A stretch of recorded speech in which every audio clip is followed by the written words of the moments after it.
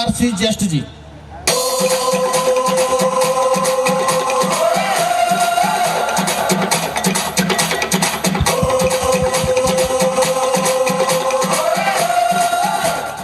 जय आरसीएम। साथियों, diamond city Jind से हूं, लेक्चरर रहा हूं, बहुत कुछ सीखा है, समय कम मिला है। दोस्तों, थोड़ा सा अपने विजन के बारे में बताना चाहता हूं। स्टूडेंट लाइफ में बेस्ट एनसीसी कैडेट रहा, अपना प्राइवेट स्कूल चलाया, 1998 में गवर्नमेंट जॉब में आया और चलते चलते 22 साल तक गवर्नमेंट सर्विस की। और उसके बाद जैसे बीच में 2018 में आरसीएम बिजनेस से परिचय हुआ और मैंने फिर ये देखा कि जींद ने इतिहास रचा है आरसीएम बिजनेस के मामले में। आदरणीय गुरुदेव सुरेंद्र वत्स जी, विजय विरोधिया जी, बलवान दीक्षित जी, श्रीचंद अत्री जी, दिनेश मोहन जी, विनोद शर्मा जी, मैंने एक फहरिस्त बहुत लंबी लिस्ट देखी जींद के अंदर जो आज आरसीएम बिजनेस में चमकते हुए सितारे हैं। और इसी दौरान मैं संपर्क में आया एक बहुत ही शानदार पर्सनैलिटी आदरणीय राजेंद्र रीडर जी जो मेरे सामने बैठे हैं। उनके संपर्क में आने के बाद मुझे ये पता चला कि ये जितनी भी हस्तियां हैं आरसीएम बिजनेस के अंदर, ये कभी गवर्नमेंट जॉब में हुआ करती थी। श्रीचंद अत्री जी विज्ञान के प्राध्यापक हुआ करते थे, बलवान दीक्षित जी भी अध्यापक हुआ करते थे। और उसके साथ मुझे ये पता चला कि राजेंद्र रीडर जी भी सेशन जज के रीडर हुआ करते थे और उन्होंने समय से पहले, जिसको हम बोलते हैं स्वैच्छिक सेवानिवृत्ति, वीआरएस, वॉलंटरी रिटायरमेंट ले लिया। दोस्तों, मैं बहुत हैरान हुआ इस बात को लेके कि आज के दौर में जब लोग सरकारी नौकरी के लिए भटकते फिरते हैं, लंबी लंबी लाइनें हैं।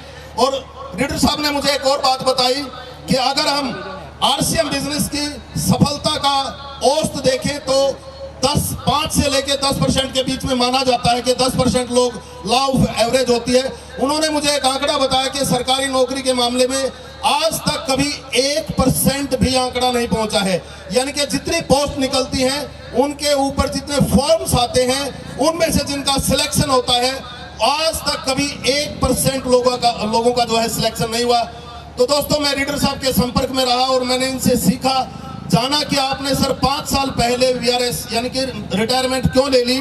तो रीडर साहब ने मुझे बताया कि जब हम रिटायर हो जाएंगे तो हमारी जो सैलरी होगी वो 40% पे आ जाएगी। यानी कि मैंने अंदाजा लगाया दोस्तों, उस टाइम मैं लेक्चरर था, हरियाणा सरकार में गजटेड पोस्ट होती है और मेरी सैलरी थी 82,000 रुपये। दोस्तों, कोई छोटी बात नहीं होती आज के दौर में लेक्चरर की पोस्ट। लेकिन ये जो है ना एक मार्गदर्शन का एक विषय था, क्योंकि मैं रीडर साहब के संपर्क में रहता था और बहुत सारे साथियों के बारे में मैंने सुना।